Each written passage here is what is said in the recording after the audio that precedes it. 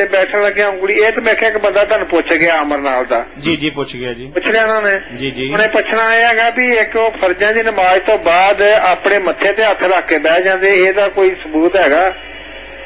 यानी फर्ज नमाज के बाद माथे पर हाथ रख के कोई दुआ पढ़ते हैं या इसका कोई सबूत है? देवबंदी हज़रात।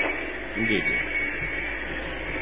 हाजी अली अहमद साहब, आपने जो पूछा कि सलाम के बाद सर पर हाथ रखने, माथे पर नहीं रखते, सर के ऊपर रखते हैं। हाँ जी, तो फिर कोई हाजी साहब अडियन बोल रहा है। हाँ, मैंने पहचान लिया हाजी साहब, अल्लाह आपको खुश रखे, तंदुरुस्ती। वो कई दे रखते हैं मत्थे ते हथ रखने, कई सिर दे उत्ते हथ रखने। माथे पर रखने वाले तो नादान है, रखते हैं सर पर और एक दुआ पढ़ते रहते हैं, कलमा पढ़ते हैं। हाँ जी, ये है जय जी। इसका जिक्र तो हाजी साहब है, मजमू ज़वाइद में रवायत तो लिखी है कि हाथ रखे और 3 बार ये दुआ पढ़े, मगर वो साबित नहीं है। अच्छा। हाँ, ज़ईफ है। इसलिए अगर कोई कर लेता तो उसको भी हम इतना ज्यादा बुरा नहीं कह सकते, बचना चाहिए, क्या बिदअत ना हो जाए। जो बात अल्लामा शामी ने रद्दुल मुख्तार में लिखी ना, बहुत कीमती है कि अगर किसी अमल के बारे में शुबा हो जाए, कुछ दलीलों से पता चले कि ये सुन्नत है, कुछ से पता चले कि बिदअत है, तो वो कहते हैं कि ऐसी सुन्नत को भी छोड़ देना लाज़िम है, क्योंकि अगर वो सुन्नत है तो छूट गई तो कोई बात नहीं, सवाब रह गया, और अगर बदकिस्मती से वो बिदअत निकली तो उसका बाल कौन भुगतेगा। इसलिए सुन्नत तक वो छोड़ देनी चाहिए जिसमें बिदअत का खदशा हो। हाँ, नहीं ऐसी चीज करनी चाहिए जिसका सबूत पक्का नहीं। इमाम साहब केड़े दा नाम लिया जी? हैं? केड़े इमाम साहब दा नाम लिया जी? इमाम अल्लामा शामी कहते हैं इनको, मोहम्मद इब्न आबिदीन। ये हनफी उलमा में से 2 सदियां गुजरी हैं हाजी साहब, बहुत चोटी के आलम हुए, इनके फतावे के बगैर काम नहीं किसी आलम के। रद्दुल मुख्तार। अच्छा जी, अली अहमद साहब बहुत शुक्रिया आपके कॉल करने का, अल्लाह हाफिज। फतावा ऑनलाइन ये प्रोग्राम रोजाना शाम 4:30 बजे से 5:30 बजे तक मरकज अल हरमैन अल इस्लामी सत्याना रोड फैसलाबाद से नशर किया जाता है। इस प्रोग्राम के अंदर आने वाली फोन कॉल्स और अहबाब की तरफ से आने वाले सवालात के बराह रास्त जवाबात देने के लिए काबिल एहतराम मुहक्किक और हर दिल अजीज आलिम दीन मौलाना मोहम्मद इसाक मद्दज़िल अली जाल वाले तशरीफ फरमा होते हैं। अगर आपको भी इस सिलसिला के अंदर मौलाना से कोई रहनुमाई चाहिए तो हमारा टोल फ्री नंबर नोट कर लीजिए 0800111777। याद रहे कि ये प्रोग्राम शाम 4:30 बजे दी सिग्नल्स केबल नेटवर्क पर और पाक केबल पर, शाहीन केबल, पाकिस्तान केबल पर भी नशर किया जाता है। दी सिग्नल केबल नेटवर्क पर यह प्रोग्राम नशर मुकर्रर के तौर पर रात 9 बजे भी पेश किया जाता है। अगर आपको भी अपनी अमली जिंदगी के अंदर दीन के हवाले से रहनुमाई की जरूरत हो तो हमारा टोल फ्री नंबर नोट कर लीजिए 0800111777। मौलाना मोहम्मद इसाक मद्दज़िल अली जाल वाले आपकी तरफ से आने वाली फोन कॉल्स का बराह रास्त जवाब देते हैं। जी मौलाना, एक बहन आयशा नदीम ने हमें सवाल भिजवाया है कि मैं एक दीनी इदारा के अंदर सदर मुदर्रिसा हूं, मेरी दीनी तालीम भी वाजिबी सी है।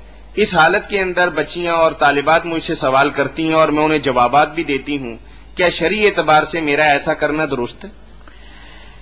मेरी बहन, अल्लाह ताला आपके इल्म में बरकत दे और आपके इस काम को कबूल फरमाए। बच्चियों की तदरीस में आप मशगूल हैं, दीन का इल्म पढ़ाने से बड़ा काम कौन सा हो सकता। मगर मसाइल का जवाब देने के लिए आप ये एहतियात करें कि जो मसाइल तो आम नौइयत के हैं, सारे उलमा जानते हैं, आम किताबों में लिखे, वो तो बेशक आप बच्चियों को बता दिया करें, और जो मसाइल कुछ तहकीक तलब है ना, उनमें एहतियात करें, क्योंकि ये बहुत जिम्मेदारी का काम है। आप एक बात कह दें कि ये दीन में, हालांकि वो दीन में ना हो तो इसका गुनाह बहुत बड़ा, वान तक़ूलू अल्लाह मा ला तालमून, इसको बड़ा जुर्म अल्लाह ने शुमार किया कि जिस चीज का तुम्हारे पास कोई सबूत नहीं उसको क्यों कहते हो, दीन किया। इसलिए ऐसे मसाइल जो तहकीक तलब हो ना, जरा जिनमें इख्तिलाफ हो, वो आप किसी आलम की तरफ रुजू करें या करें, बाकी मसाइल बच्चियों को सिखलाती रहें। अल्लाह आपको अजर दे। जज़ाकुमुल्लाह। हमारे भाई हैं जी इब्रारुल हक साहब, उन्होंने एक सवाल भिजवाया है कि आम दुनिया के अंदर ये मुरव्वज है, एक आदमी दूसरी शादी करने के लिए अपनी नई दुल्हन को कहता है कि मैं साबका बीवी को तलाक दे दूंगा, और तलाक के कागजात भी बनवा लेता है, जबकि साबका बीवी को तलाक देता नहीं है। तो इन हालात के अंदर साबका बीवी से उसका ताल्लुक क्या मानी रखता है? अगर तो उसने कागज बनवाए जालसाजी के तौर पर, जुबान से नहीं कहा कि मैंने तलाक दी, ना उन कागजों पर दस्तखत किए, तो फिर तो वो उसकी बीवी है पहली। दूसरी बीवी से उसने धोखा किया, फ्रॉड किया, जैसे भी है, मगर वो पहली बीवी उसके निकाह से नहीं निकली। زبان سے کہنا چاہیے یا تحریر پر دستخط کرنے چاہیے. اگر یہ کام اس نے نہیں کیا تو طلاق تو نہیں ہوئی. وہ بیوی پہلی اس کی بیوی ہے، اس کے ساتھ تعلقات اس کے جائز شرعی تعلقات. مولانا یہ بڑا ٹیڑھا سا مسئلہ ہے. انہوں نے دوبارہ پوچھا ہے کہ دستخط کیے ہیں لیکن پہلی بیوی تک کاغذ نہیں بھجوائے جان بوجھ کر. اس کی نیت کے اندر ہی یہ بات تھی کہ نئی بیوی کو راضی رکھنا ہے لیکن پہلی بیوی کو چھوڑنا نہیں. اگر تو اس نے کاغذوں پر دستخط کیے تو بھیجے ہیں کاغذ یا نہیں بھیجے، اس عورت کو پہلی کو طلاق ہو گئی. بھیجنا کوئی ضروری نہیں ہے، تو قانونی ہے نا معاملہ کہ اس کو بھیجیں یا اطلاع دیں. ورنہ ایک شخص نے آدمیوں کے سامنے کہہ دیا میں نے طلاق دی یا کاغذ پر لکھ دیا، طلاق تو ہو گئی. بعض بچیاں ایسا کرتی ہیں کہ کاغذ جاتے ہیں ڈاک میں وصول نہیں کرتی. یہ ان کی بے خبری اور نادانی. ان کے وصول نہ کرنے سے کیا فرق پڑے گا؟ اس نے تو طلاق کہہ دی، لکھ دی. تو اگر دستخط کر دیے تو طلاق ہوگی. مگر وہ اس نے کوئی ایسا ہیلا نہ کیا ہو کہ عدت کے اندر ہی رجوع کر لیا ہو، پھر کیا کیا جائے؟ کہ دوسری بیوی جو دھوکہ کھا گئی وہ اس نے طلاق تو ضرور دی تھی مگر عدت کے اندر ہی رجوع کر لیا، اس کو حق تو تھا. یہ تو بہن سارا کچھ دیکھنا پڑے گا کیا کیا اس نے. جی جزاکم اللہ. عمر ولی صاحب ہیں جی، انہوں نے سوال بھجوایا کہ قرآن کریم کی تلاوت سننا فرض ہے تو امام کے پیچھے فاتحہ کس طریقے سے اور کیسے پڑھی جا سکتی؟ تلاوت جو ہے نا قرآن مجید کی سننا، یہ جو مسلکن لوگ کہتے ہیں کہ جب بھی قرآن پڑھا جائے سنو، یہ غلط بات ہے. یہ کسی عالم نے نہیں کی، نہ ایسا ممکن ہے. لوگ کاروبار کر رہے ہیں، اسپیکروں پر مولویوں نے تلاوت شروع کر رکھی ہے، لوگ کاروبار چھوڑ دیں. نہیں، کوئی ایسی تلاوت سننے کا حکم نہیں.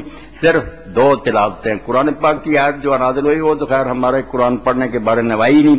اللہ تعالیٰ نے رسول کریم علیہ السلام اور صحابہ جو قرآن پڑھتے تھے تو کفار شور و غل کرتے تھے. انہوں نے یہ آپس میں طے کر لیا نا، لا تسمعوا لهذا القرآن والغوا فیہ لعلکم تغلبون.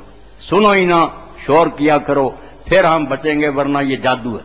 ان کے جواب میں اللہ نے یہ اتارا کہ وَإِذَا قُرِئَ الْقُرْآنُ فَاسْتَمِعُوا، اور نامرادو جب پڑھا جائے تو سن لیا کرو. وان سے تو خاموش رہا کرو لعلکم ترحمون، شاید تمہاری قسمت میں رحمت ہو جائے.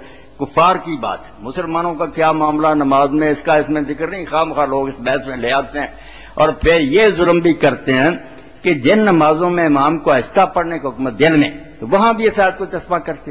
مولانا انور شاہ رحمۃ اللہ علیہ فرماتے ہیں، مولانا عبدالعزیز رحمۃ اللہ علیہ فرماتے ہیں کہ اگر وہ کافروں کے حق میں جو اتری تھی مسلمانوں کے کیس میں بھی اس کو گھسیٹنا ہے تو یہ تو اللہ کا خوف کرو کہ جن نمازوں میں امام آہستہ پڑھ رہا وہاں وہ کیا سنیں، اس کے منہ کے ساتھ کہاں جا کر گئے.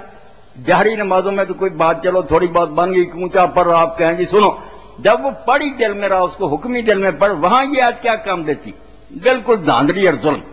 رہ گیا کہ لوگ جو فاتحہ پڑھتے ہیں کیوں پڑھتے ہیں؟ اس کی وجہ یہ ہے کہ وہ کہتے ہیں قرآن مجید جو امام پڑھتا ہے نا ہم اس کو سنتے ہیں. مگر سورہ فاتحہ کا حضور نے استثناء کیا کہ جب آگے قرآن پڑھے فاتحہ سن. فاتحہ جو ہے نا امام کے پیچھے بھی تم پڑھ سکتے ہو اگر آرام سے پڑھ لو، گڑبڑ نہ ہو. اس حدیث کی وجہ سے کہ جب امام بلند آواز سے پڑھے تو اور کچھ نہ پڑھو سوائے فاتحہ. یہ جو فاتحہ کو آپ نے ایکسپٹ کیا نا کہ یہ الگ ہے، اس کی وجہ سے وہ پڑھتے ہیں کہ یہ سارے مسلمانوں کو دہرانا چاہیے. یہ وہ نغمہ کورس جو مل کر گانا چاہیے. آگے جب شروع کرے گا قرآن پھر خاموشی سے سنائیں گے. یہ سورہ فاتحہ حضور نے خود حدیث میں کہا کہ جب میں اونچی پڑھوں اور کچھ نہ پڑھا کرو سوائے سورہ فاتحہ. اس وجہ سے پڑھ رہے ہیں، حضور کے حکم کی تعمیل کر رہے ہیں کہ یہ پڑھ لیں گے. جب آگے قرآن شروع ہوگا جو امام بلند آواز سے پڑھے گا پھر خاموشی سے سنیں گے. زور اثر میں سورہ فاتحہ بھی پڑھیں آپ اور اس کے ساتھ سورتیں بھی پڑھیں. جب تک امام رکوع نہیں کرتا پڑھتے جائیں. ایک سورت ختم ہوگی اور شروع کر لیں، اور اگر شروع کیا درمیان میں امام جھک جاتا جھک جائے. سری نمازوں میں جن میں امام دل میں پڑھتا وہاں چپ رہنے کا کیا تو کر. کوئی عقل کا جو ہے واقف آدمی بتائے کہ کیا اس وقت خاموش رہنے کا تو کر. سوچتے رہتے ہیں کہ کب اللہ اکبر، تو اس سوچ کی بجائے بہتر نہیں سورہ فاتحہ پڑھے. اور اس لیے بڑے بڑے حنفی علماء نے بھی کہا کہ انصاف کی بات یہ ہے کہ سری نمازوں میں سورہ فاتحہ اور سورت بھی پڑھنی چاہیے. جن رکعتوں میں صرف فاتحہ پڑھی جاتی ہے یہ تو مولانا تقی عثمانی، ظفر عثمانی، عبداللہ لکھنوی سب کہتے ہیں